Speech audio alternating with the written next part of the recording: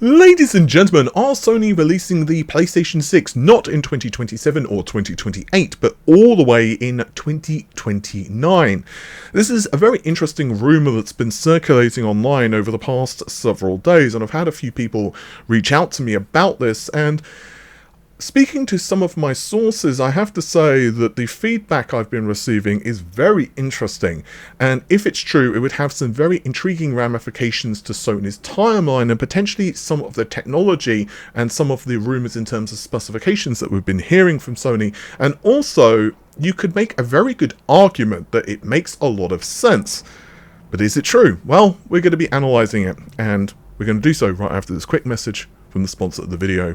Ladies and gentlemen, this video is sponsored by FlexiSpot and the E7 Pro Premium Standing Desk.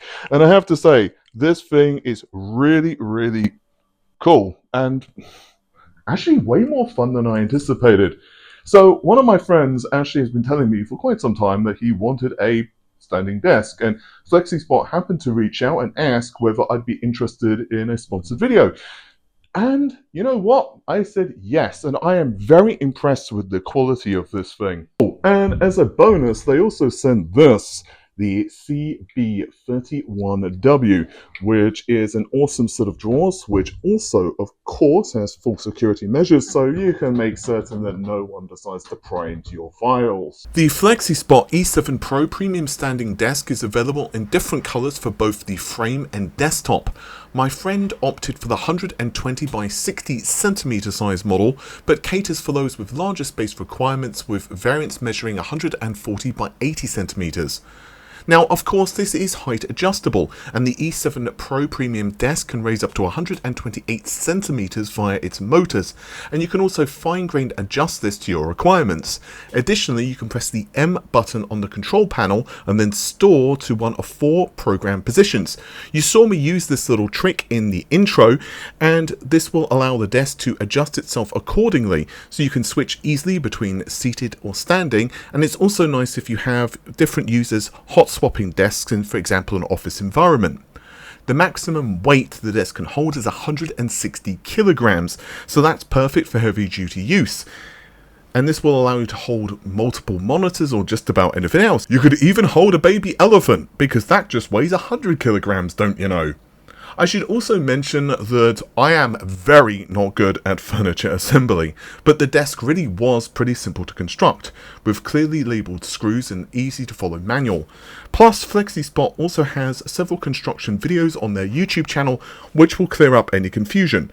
For the drawers, assembly just isn't required. There are casters, of course, that you do need to install, but that's just going to take a couple of minutes. The name Premium and Pro in the desk is key here, and it really does feel premium.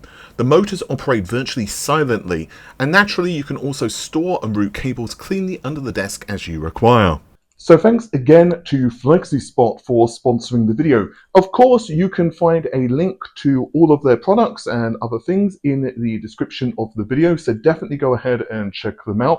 My friend Tony is very happy with his desk, and honestly, I'm a little bit jealous because you get to do cool things like this, and you're like, oh, you know what? I actually no, I kind of want it back here again, and this is way too much fun. Thanks again, everyone. Onto the video. So, because my eyesight sucks, I have now put on my glasses. Detective Seeds on Twitter, who is also a fellow YouTuber, of course I will leave a link to this on the in the video description. According to a PlayStation engineer working on the hardware side of the house, the PS6 will be announced in 2028 and released late fall or early winter 2029. Development kits are estimated to be distributed to developers around spring of 2026. At the same time, the PS5 Pro gets upgrades to FSR 4. He also adds that I was with this person on the 4th of July, we grew up together, and they've provided me accurate information multiple times. I asked why so long, and they basically said that they wanted to extend the generation because of the COOF, and obviously this could push out earlier, but that's the current target that the hardware team are aiming for.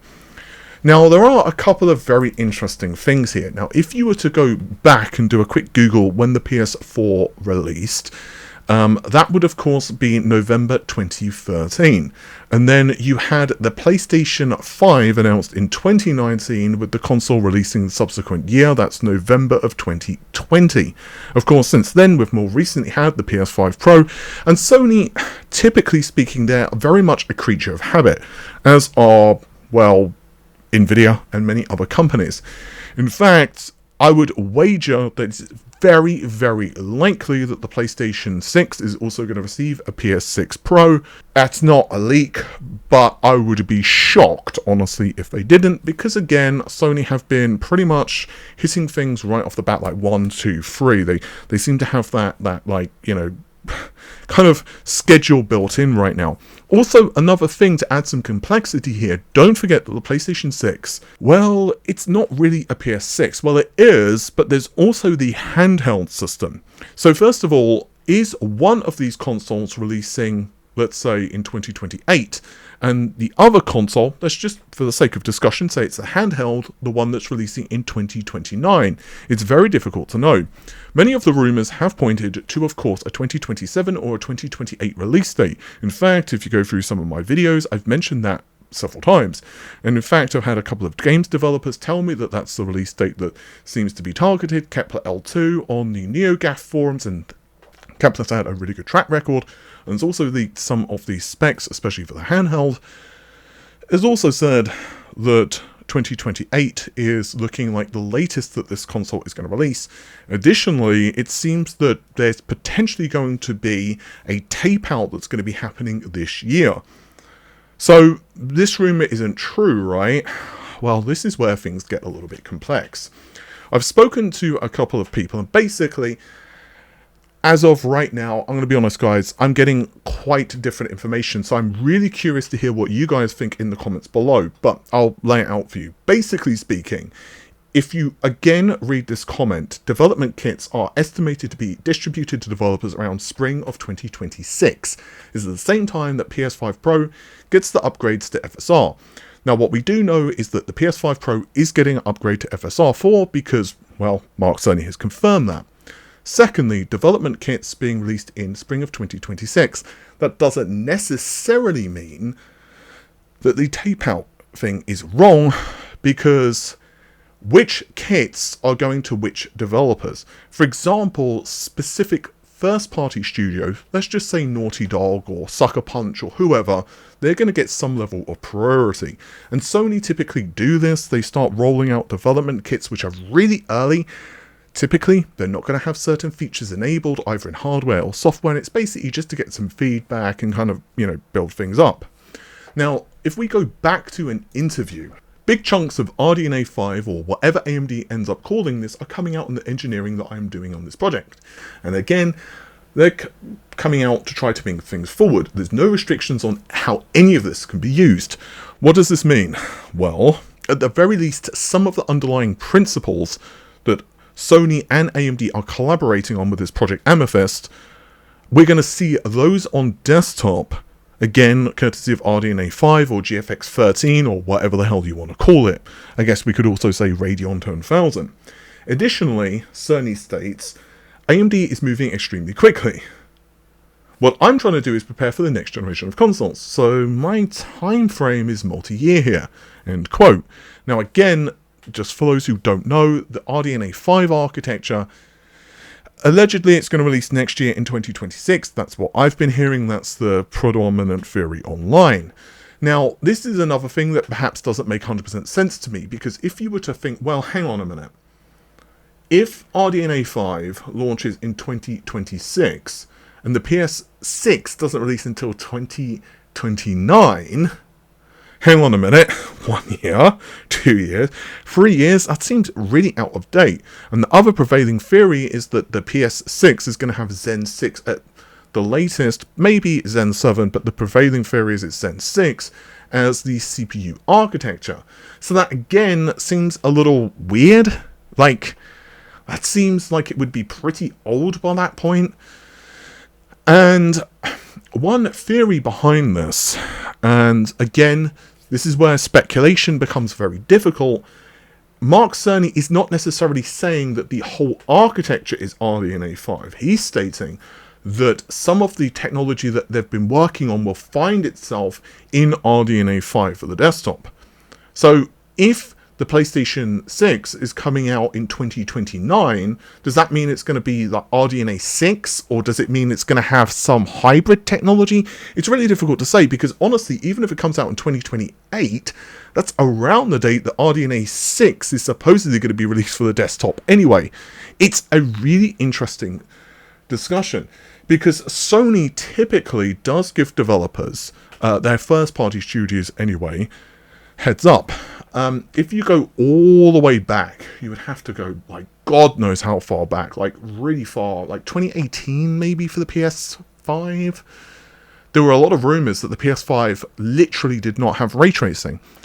And it's true. It wasn't a false rumour. Literally, the PlayStation 5 initially did not have ray tracing. And it's simply because the chip, when it was being bought up, the PlayStation 5 is kind of this weird hybrid architecture. It's got the ROPS of RDNA 1-ish. It's got a custom geometry engine, which is designed for Sony. The texture mapping units, TMUs, the work group processors and stuff like that, those are RDNA 2. And basically speaking, when they were bringing up the chip, Oberon, it quite literally just was at the point where Sony just didn't have it. There were all of those GitHub leaks. And so a lot of folks were like, what the hell is going on? We know the PS5 has supposedly got ray tracing, but the GitHub leaks are pointing to the fact it doesn't have ray tracing because the ray tracing tests were just failed. I can't exactly remember what this was because we're going back like years here, guys, so my memory might be slightly out, so I apologize if I perhaps got a detail wrong. But the point is that that's just because Sony wanted to get the chips into the hands of the developers, and then extra features came out later. Maybe that's what we're seeing here. I'll be very interested, though, to see what Sony does for the PlayStation 6. Hopefully, we get some clarification pretty soon. Again, if the chip does go into tape-out and we start to see some actual physical tests, it's going to be really interesting to see what the capabilities are. I think, honestly, the chip is going to be really powerful. We've already spoken about the PlayStation 6 portable specifications, and honestly, it sounds really impressive. The reality is, though, if you look at the market in a wider sense, it might make sense for Sony to just delay the PS6. At the moment, the PS5 Pro is selling really well. Microsoft, quite frankly, are not pressuring Sony too much on the hardware side of things. And we know, of course, that there's a new Xbox of some description coming out. I could imagine that Sony will want to get its software development really in-house, in-line. Squeeze the most out of the PS5 possible, and the PS5 Pro, of course. Obviously, they're working a lot on upscaling. And also another thing, from the rumours with the PS6, as well as the new generation Xbox, by the way, it's not just like, oh, it's the same thing, but more graphic stuff. There's going to be a big shift in AI and a lot of stuff that goes with that. It's not just going to be like better upsampling. So there's also potentially the fact that Sony just wants to get everything right. It's going to be a really interesting generation. So I'm curious to hear what your thoughts are. I'll start digging into my sources, but let me know your thoughts and opinions. Take care, guys. Bye for now.